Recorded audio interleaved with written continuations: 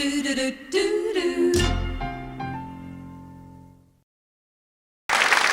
back. It's nice to introduce now an actress, a young actress here in Australia who's done some beautiful work. You would know her from television, from Prisoner, another former star of Prisoner, one of the biggest casts in Australia, I'm sure Prisoner had, and also did a fantastic job as a Down syndrome girl in the magnificent stage play Steaming. And now she's got a brand new movie to talk about, and I'd like you to welcome Genevieve Lemon.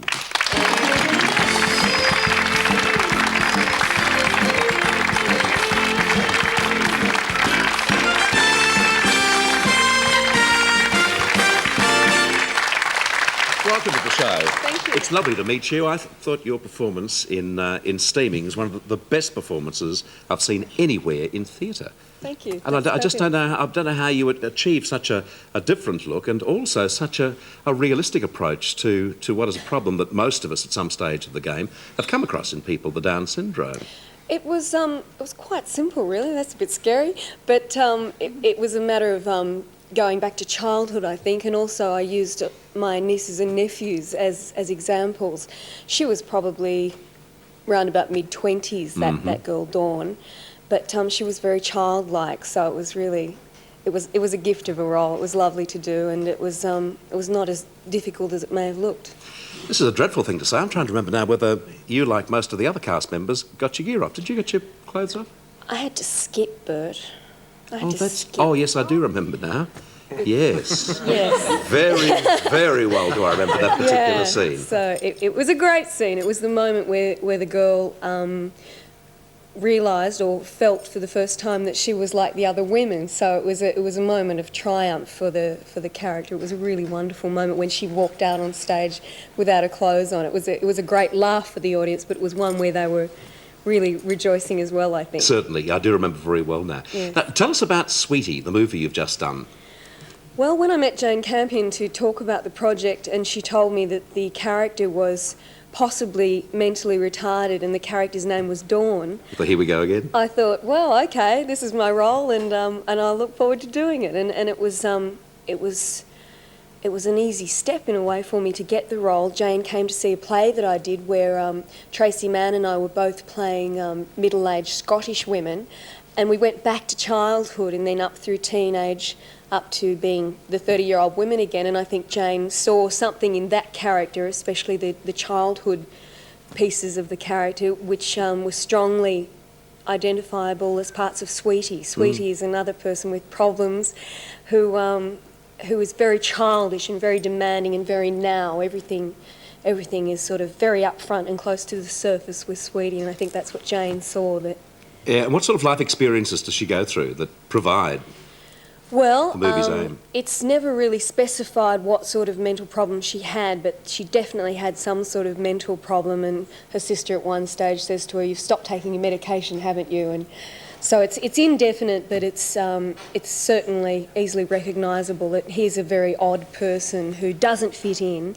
She won't fit in with society, and in the story of Sweetie you see that she doesn't really fit into the family either. And this leads to her tragedy. OK, we've got a clip here. Would you like to lead us through it, please? Sure. This is the part where my dad, who has fallen out with my mother, has... what's happened is that I've moved in on my sister's household. She's getting her life together, and suddenly the last person in the world that she wants to see has in fact broken into the house and taken up residence in the sister's house. And here's my dad, who's another lost soul, and he's knocking on the door and coming to burst in on Kay as well. Let's have a look. Who is it? Dad. Dad, what are you doing? I'm not going back. That's all right. I'm making it, Dad. I'm walking through doors. This time I'm doing it, eh? That's good, Dawn. Where's Mum?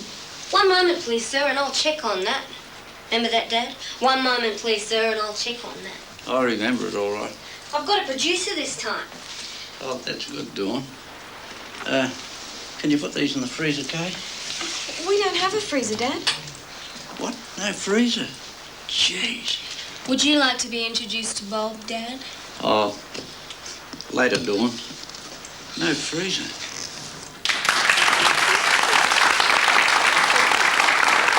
It looks good, and looks very realistic. There's a realistic look about that, isn't there?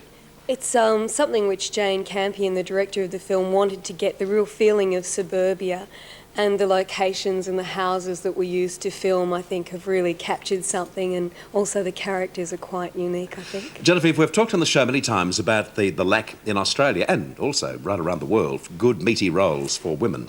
But obviously this is one where perhaps we males should take a close look, because maybe, you know, we didn't get much opportunity in this movie. There are a lot of women associated with it, aren't there? Yes, for a lot of us, including the crew, we had a high percentage of females, which was, I think, unusual for Australian film crews, and it certainly felt good. It felt good for me. It was my first feature, and also the characters, the two main characters of the two sisters. Right, so who were the women on the crew itself, though, where you would normally see a bloke doing it?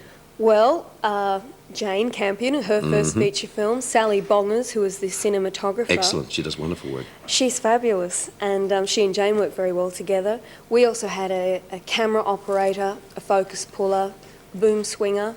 They were all women, makeup, hair, which is more usual, but Sure. yeah, good feeling. And now you're going to New York to promote the film? Yes, the New York Film Festival. That came from Cannes. Our appearance in Cannes led them to invite the film to the New York Film Festival, which is very exciting. You're also up for an AFI Award, and this time around you're there in pretty special company, aren't you? Meryl Streep is up for one too, isn't she? She's panicking, Bert. She's really nervous. And Judy Davis and Irene Pappas, so that feels pretty good. How important, we've got Max Gillies coming on the show tomorrow, and he's comparing Right, the yes, AFI Awards this year. How important is an AFI Award to somebody in the industry?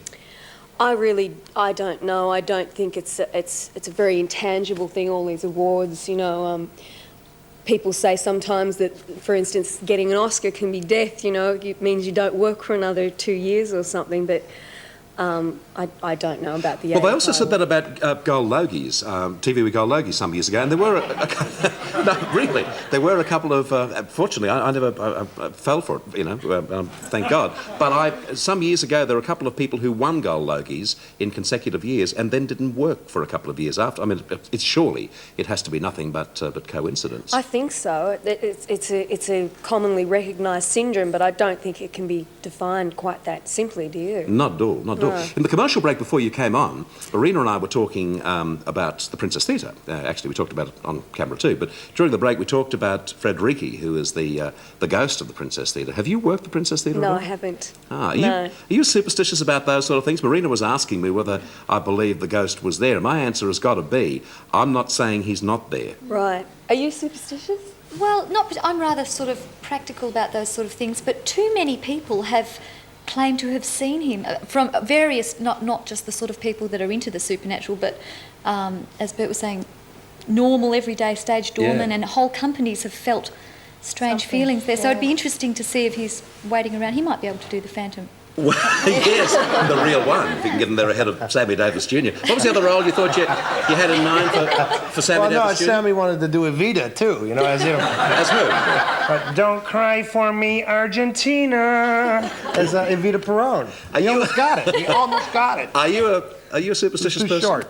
No, I'm not at all. Not at all? No. Do you consider yourself... Because I'm a magician, you know, and I know how a lot of things can be faked, so I'm a real cynic when it comes to that kind of thing. Well, okay, answer me this, and I'll make it very short, because people who know me will be able to go through the story with me. But when I was a kid and working at that radio station in the Princess Theatre building, I was working late one night, 2 o'clock in the morning, doing the all-night shift in a studio way up in the attic of the building. Nobody else was there except a radio technician.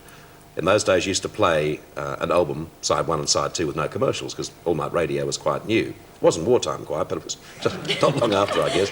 And I went for a walk, go to the twink, just wander around, get myself a cup of coffee or whatever, and I forgot time, it just escaped me. And I raced back to the studio thinking I was going to hear a record just going, you know, as it went around with the thing. Nothing, side 2 was on. And I made a mental note to thank the engineer whom I'd passed and who was asleep at the console, make a mental note in the morning to thank him. And when I did, he said, I haven't moved from this control room. And he's had a good laugh about that ever since. No!